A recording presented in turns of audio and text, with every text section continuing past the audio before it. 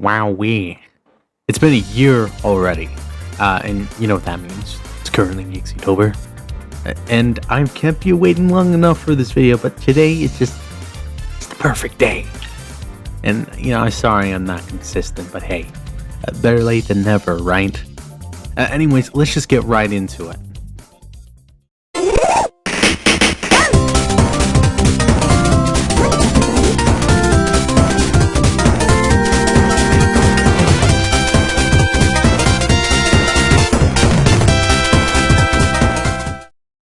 What better way to start off this video by tackling the character most commented in the last video? That's right, Ristar. Have fun with that one.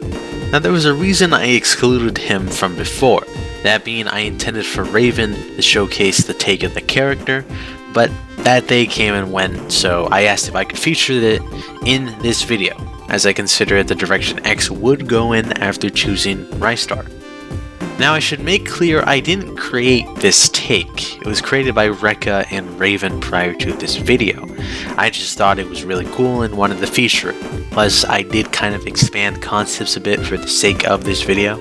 So if I were to sum up this guy in one word, it would be empty. Because this guy lacks a real personality. Almost a polar opposite from the actual Ristar. His face is kind of like this shifting plate that forms a mask, with this underbody representing an unlit comet or a black hole of sorts, consisting of a coal-like bone texture. What I like about this take is the idea behind the character, seemingly sent by the universe itself to quiet humanity's roar. At least that's what he believes. How he achieves this is simple. After all, it's still X, so he's targeting the soul of a victim, no doubt. However, the reason behind this is different. He's taking the souls and leaving the bodies behind intact, leaving the person as a vegetable and considering the subject neutralized. However, since he sees no value in these souls, he just puts them in storage, hanging on to them as trophies or trinkets. As for the actual game, here are some ideas as to how it would play out. So you have essentially the same setup. Ristar is sent to battle kings of each planet. Only you'll find something isn't quite right, obviously. The worlds are empty, eerie, quiet. Oftentimes the gameplay is just wall scaling, though you are given a time limit to complete each level under. The idea is something akin to Getting Over It, or the Sonic.EXE special stages where you have to swing upwards to traverse the levels.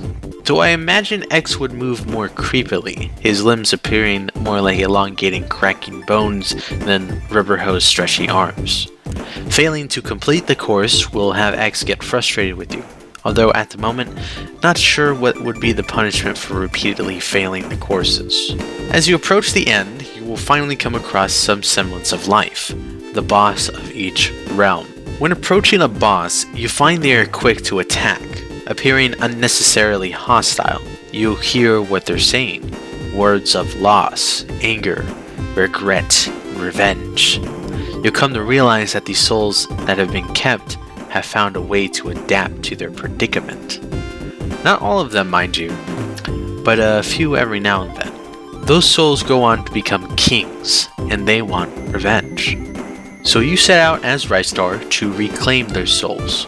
But they're not going back to sleep, you see. They're going to become something of greater use. Food! That's right. This is how X feeds. Eating the greedy. Those who try to rebel, not understanding how futile it is. That's where the gameplay comes in, and that's why there is time limits. X wants to quickly take care of these nuisances and is hungry. I imagine the bosses ramp up in expressiveness, featuring more monologuing until you reach the final king, who you'll find is the most wrathful of the bunch, and is responsible for spurring on the other souls. After taking care of them, you are congratulated, as you are taken back to the level select. You'll then sit there and admire how silent the galaxy is once more. That's when a new mission appears. You're taken to a different galaxy. A familiar sight as you start to recognize the planets you see before you. The game auto-selecting Earth as it's singled out from the others. As you enter Earth, you see nothing, before X's ugly mug takes up the frame. This is the iconic I am God screen. But instead of proclaiming to be a god, X claims to be the quiet.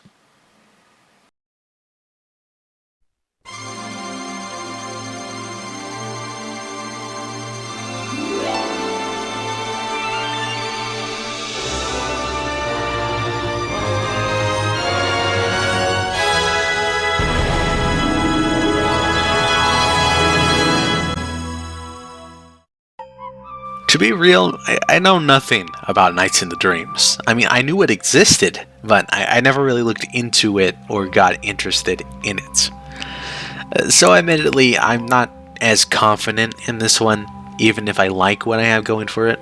I'm sure a real Nights fan would be able to come up with something far better.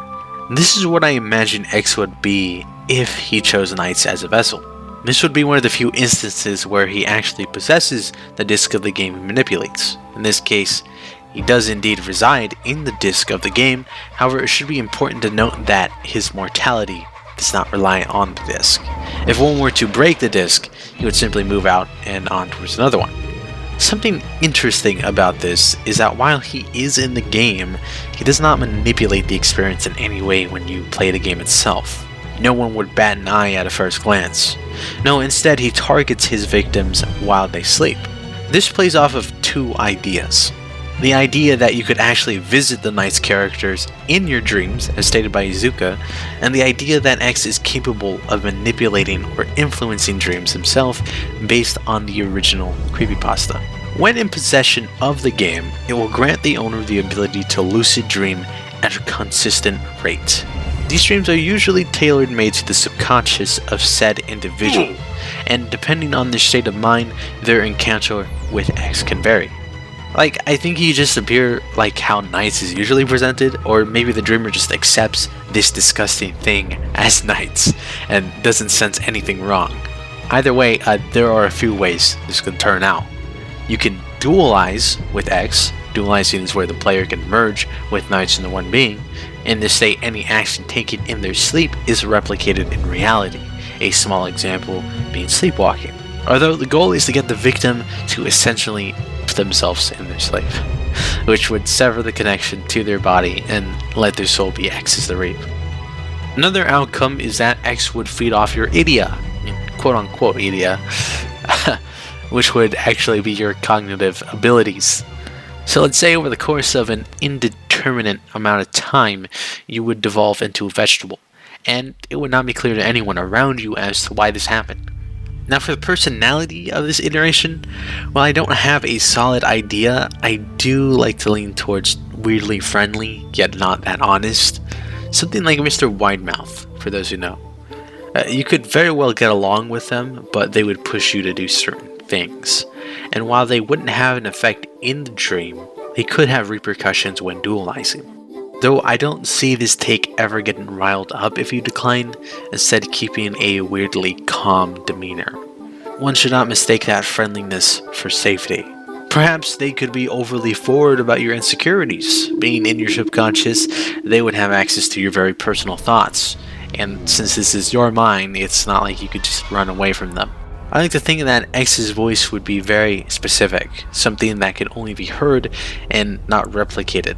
It'd just be funny if this weirdo had a very particular voice that would stick with people, but was unable to be properly described. Realistically, would you even think this was real if it was just in your dreams? A bit of a scary thought, but I don't know, this is all just a rough concept.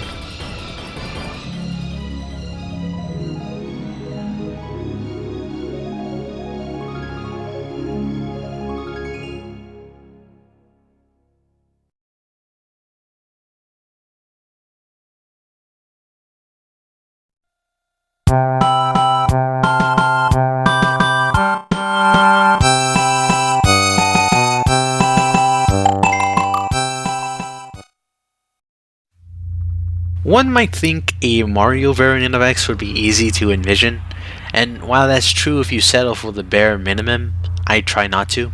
So I could say with certainty that I was struggling with this one the most. Sure, I could just replace the Sonic aesthetic with Mario and it would be fine, but I wanted to give each variant a consequence of the difference in IP. I'm aware that Kilobyte and Cool Rash exist. However, I did want to try my own hand at a take for this video. I have dubbed this take Minus Brothers, which should already give you some insight to the direction this take goes for. Minus Brothers are the vessels for which souls are placed into. It is the combination of the Minus World glitch with the Brother Byte system from Lost Levels, with a sprinkle of fiction thrown in to make it all possible. Essentially, you have another brother, but since this shouldn't be possible, this will result in unorthodox colors and shapes. And depending how severe the corruption is, you'll have small quirks in your gameplay as well. For example, this funny fellow would have their view be behind them instead of in front, due to their twisted head. Now, if it wasn't clear, you not only have minus brothers, but minus worlds as well. Except they aren't limited by the hundreds and can reach into the thousands, as they act as tailored experiences around the victims. But enough about said victims and the world. Let's talk about the abuser himself. I imagine X as Mario would be more stoic. Instead of being childish, he would revel in satisfaction, without having to appeal to us. You wouldn't really know what he's thinking so much as you could predict X as Sonic. One thing is certain, however. Where there is X, there is mischief afoot. He would definitely be out for trouble, messing with brothers, and probably would also be an arson. What? It's fan service, come on. At first, I had a different direction in mind for the design, going for a weirdly detailed face Mario, but I felt I was missing the point by attempting to make it so different. It should be easy to recognize that this is X, and that keeping it simple would be more fitting for the concept and character. Along with the design, I had several other directions in mind for this interpretation, and some of them could still apply to this take. I especially like the princess idea, where X is searching for a princess, only to realize that the game is referring to you, and the Toads attempt to stall this realization by claiming the princess is in another castle. I just have to reintegrate the idea in a proper way so that it feels connected and is not just shoved in.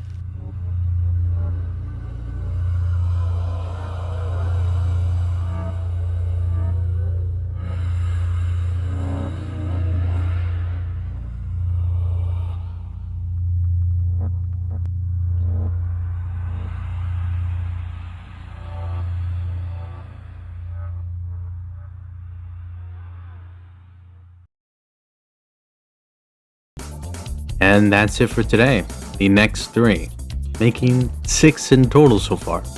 I do have plans for more variants of X, but hey, that's what next EXETOBER is for. Anyways, I want to thank everyone who submitted a minus brother for this video. Even if it didn't make it into this video, I enjoyed seeing all of them. I'll leave links below to all the minus brothers featured in this video, but if I missed one, please let me know so I can fix that. Until next time.